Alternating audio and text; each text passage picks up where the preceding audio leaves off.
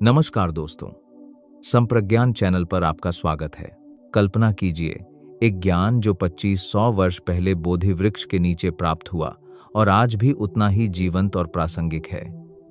क्या आपने कभी सोचा है कि गौतम बुद्ध का धम्म, दुख से मुक्ति का वह सार्वभौमिक मार्ग कैसे हम तक पहुंचा?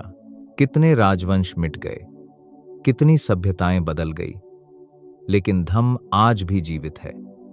यह चमत्कार नहीं, बल्कि उन महान व्यक्तियों की समर्पित यात्रा का परिणाम है जिन्होंने संघर्ष, त्याग और अटूट समर्पण से इसे संरक्षित और प्रसारित किया।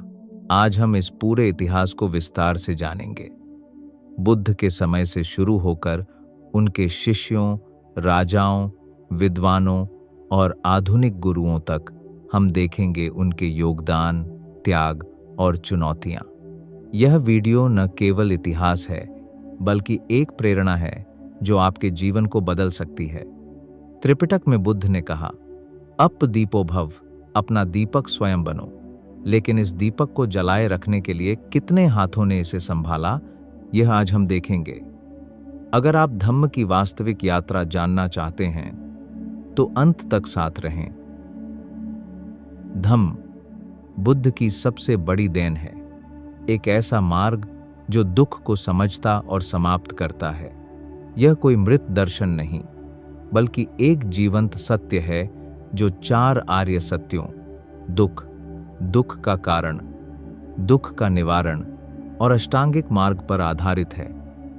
धम्म सार्वभौमिक है, सबके लिए, बिना जाति, धर्म या देश के भेदभाव के। लेकिन बुद्ध के बाद यह कैसे बचा? यह 500 से अधिक महान व्यक्तियों, 20 से अधिक देशों के प्रसार, 100 से अधिक भाषाओं में अनुवाद और करोड़ों लोगों के जीवन बदलने की कहानी है। बुद्ध ने धम्म को लिखित रूप में नहीं छोड़ा, बल्कि मौखिक परंपरा से दिया। उनके बाद कई संकट आए, आक्रमण, मतभेद, पतन, लेकिन महान व्यक्तियों ने इसे सहेजा। आज धम्म डिजिटल ऐप्स, ऑनलाइन ध्यान केंद्रों और सोशल मीडिया से फैल रहा है। हम जानेंगे बुद्ध के शिष्यों ने कैसे संकलित किया, राजाओं ने फैलाया, विद्वानों ने व्याख्या की और आधुनिक गुरुओं ने आम लोगों तक पहुंचाया। यह यात्रा हमें सिखाती है कि धम्म केवल उपदेश नहीं, बल्कि उन सबका ऋण है। सबसे पहले उस महान व्यक्तित्व से शुरू करते हैं जिसने धम्म को खोजा, गौतम बुद्ध। उनका जन्म लगभग 563 ईसा पूर्व लुम्बिनी में राजकुमार सिद्धार्थ के रूप में हुआ। राजसी वैभव में पले, लेकिन बुढ़ापा, बीमारी और मृत्यु देखकर दुख की सच्चाई ने उन्हें व्यथित किया। 29 वर्ष की उम्र में उन्होंने घर त्याग दिया, महल, परिवार और सुख छोड़कर सत्य की खोज में निकले। यह उनका पहला बड़ा त्याग था। 6 साल के कठिन तप और ध्यान के बाद 35 वर्ष की उम्र में बोधगया के बोधि वृक्ष के नीचे उन्हें ज्ञान प्राप्त हुआ। बुद्ध ने धम्म की खोज की, 4 आर्य सत्य और आर्य अष्टांगिक मार्ग। उन्होंने 45 वर्ष तक धम्म का उपदेश दिया, राजा बिंबिसार से लेकर गरीबों तक, सरनाथ से कुशीनारा तक। उनका संघर्ष, चचेरे भाई देवदत्त का विद्रोह, शारीरिक कष्ट और सामाजिक विरोध, लेकिन वे कभी नहीं रुके। उनकी उपलब्धियां थी भिक्षु संघ का गठन, महिलाओं को संघ में प्रवेश और धम्म को पाली जैसी आम भाषा में सिखाना। बुद्ध ने कहा, धम्म की रक्षा करो, धम्म तुम्हारी रक्षा करेगा। उनका परिनिर्वाण 483 ईसा पूर्व कुशीनारा में हुआ। अब हम उस महत्वपूर्ण दौर पर आते हैं जो बुद्ध के परिनिर्वाण के तुरंत बाद शुरू हुआ। उस समय सबसे बड़ा संकट सामने आया, धम्म कैसे बचेगा? बुद्ध ने अपना ज्ञान लिखित रूप में नहीं छोड़ा था, सब कुछ मौखिक परंपरा पर आधारित था। उनके शिष्य गहन शोक में डूबे हुए थे, संघ में निराशा छाई हुई थी और खतरा था कि धम्म के उपदेश समय के साथ विकृत हो सकते हैं या भुला दिए जा सकते हैं। लेकिन कुछ महान भिक्षुओं ने इस चुनौती को स्वीकार किया। उन्होंने धम्म को संरक्षित करने के लिए संगठित प्रयास किए जो बौद्ध इतिहास की नींव बने। यह दौर बौद्ध धर्म के लिए निर्णायक था, क्योंकि यहाँ से धम्म की मौखिक परंपरा को व्यवस्थित रूप दिया गया। प्रथम बौद्ध संगीति से लेकर दूसरी तक इन प्रयासों ने सुनिश्चित किया कि बुद्ध के मूल उपदेश जैसे 4 आर्य सत्य, अष्टांगिक मार्ग और विनय के नियम आगे पीढ़ियों तक पहुंचे। हम विस्तार से जानेंगे उन प्रमुख शिष्यों के बारे में जिन्होंने यह जिम्मेदारी उठाई: महाकश्यप, आनंद, उपाली और सारिपुत्र। इनके संघर्ष, त्याग और उपलब्धियां धम्म की रक्षा की मिसाल हैं। फिर हम दूसरी संगीति पर बात करेंगे जो लगभग 100 वर्ष बाद वैशाली में हुई। चलिए एक एक करके विस्तार से समझते हैं। महाकश्यप बुद्ध के प्रमुख शिष्यों में से एक थे और अपनी तपस्या तथा सादगी के लिए प्रसिद्ध थे। उनका जन्म मगध के एक ब्राह्मण परिवार में हुआ था और वे बुद्ध से मिलने से पहले ही धन धान्य से संपन्न जीवन जी रहे थे। लेकिन सत्य की खोज में उन्होंने सब कुछ त्याग दिया और बुद्ध के संघ में शामिल हो गए। बुद्ध ने उन्हें धम्म के उत्तराधिकारी की तरह देखा। बुद्ध के परिनिर्वाण के बाद संघ में सबसे बड़ा संकट था अनुशासनहीनता और निराशा। कुछ भिक्षु आराम और विलासिता की ओर झुक रहे थे, जैसे कि आनंद के भाई देवदत्त के प्रभाव से। महाकश्यप ने इस स्थिति को पहचाना और तुरंत कार्रवाई की। उन्होंने 500 अरहंत भिक्षुओं को एकत्र किया। वास्तव में उन्होंने 499 चुने और आनंद के लिए एक जगह आरक्षित रखी, क्योंकि आनंद की धम्म में विशेषज्ञता निर्विवाद थी। यह प्रथम बौद्ध संगीति राजगृह में बुद्ध के परिनिर्वाण के 3 महीने के भीतर आयोजित हुई। जगह थी सप्तपर्णी गुफा, जहां वर्षा ऋतु के दौरान सभी भिक्षु इकट्ठे रहे। राजा अजातशत्रु ने इस आयोजन का समर्थन किया, जो धम्म को राजकीय सहायता की शुरुआत थी। महाकश्यप को सभी भिक्षुओं को एकजुट करने में भारी मुश्किलें आईं। कुछ निराश थे, कुछ दूर दराज से आना पड़ा। उन्होंने कठोर नियम लागू किए, जैसे कि आनंद को पहले अरहंत बनने तक शामिल न करने का फैसला, ताकि धम्म की शुद्धता बनी रहे। आनंद उस समय अरहंत नहीं थे, लेकिन महाकश्यप के दबाव से उन्होंने ध्यान करके रातों रात अरहंत प्राप्त किया। यह संघर्ष धम्म की अखंडता के लिए था। इस संगीति से धम्म का प्रथम संकलन हुआ।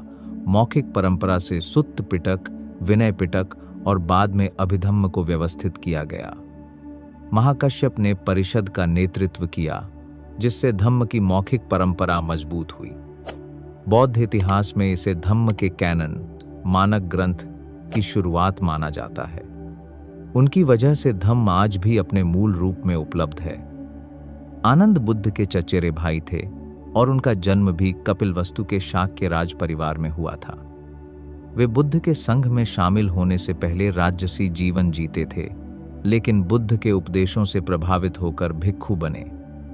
आनंद ने लगभग 20 वर्ष तक बुद्ध के व्यक्तिगत सहायक के रूप में सेवा की।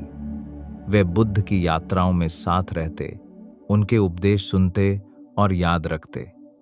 उनकी स्मृति शक्ति अद्भुत थी।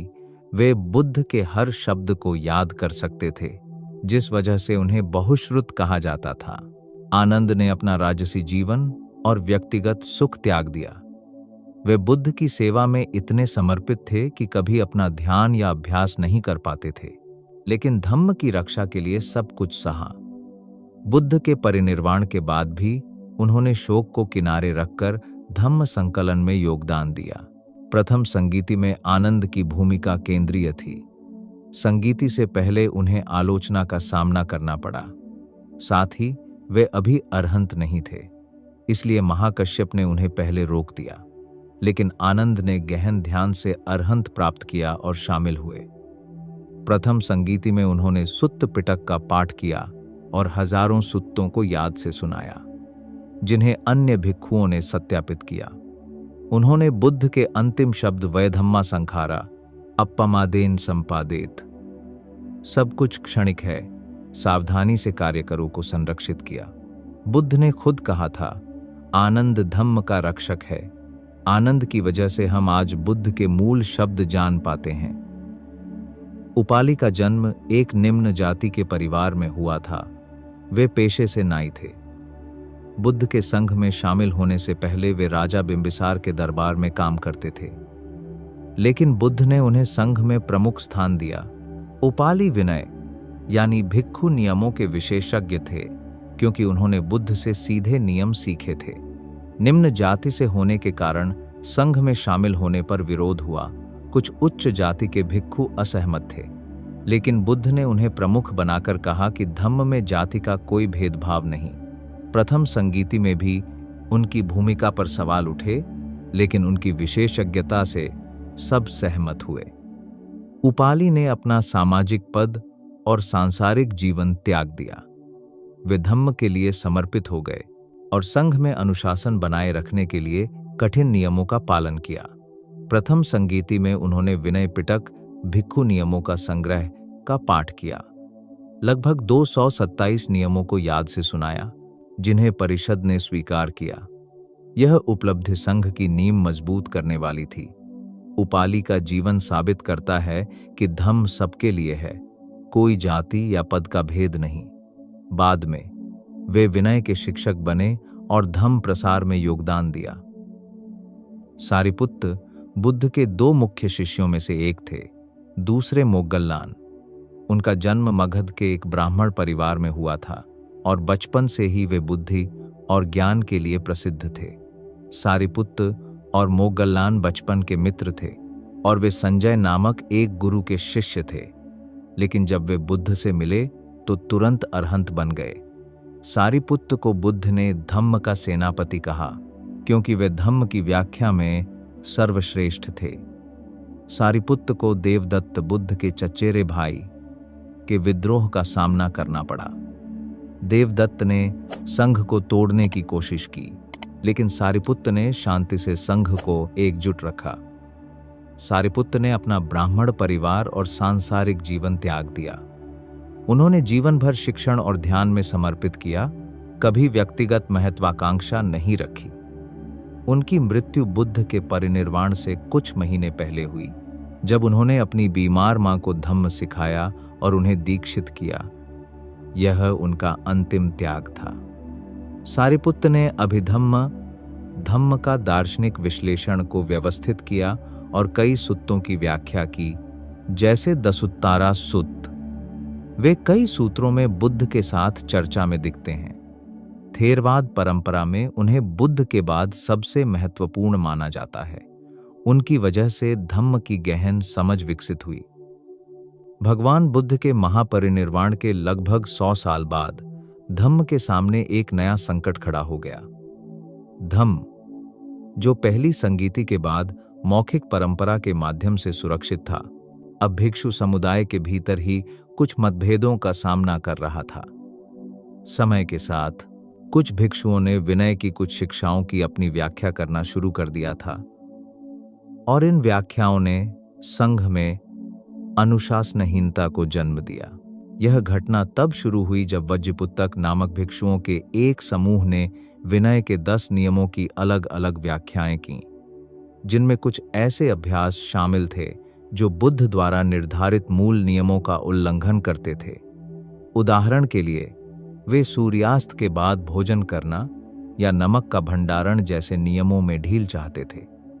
इसके अलावा वे सोना और चांदी स्वीकार करने जैसी प्रथाओं को भी अनुमति देना चाहते थे, जो सीधे तौर पर बुद्ध के भिक्षुओं के लिए निर्धारित सादे जीवन के विपरीत था।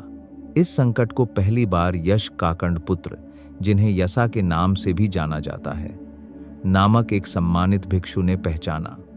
उन्होंने देखा कि कुछ भिक्षु अनुचित व्यवहार कर रहे हैं और विनय के नियमों का उल्लंघन कर रहे हैं।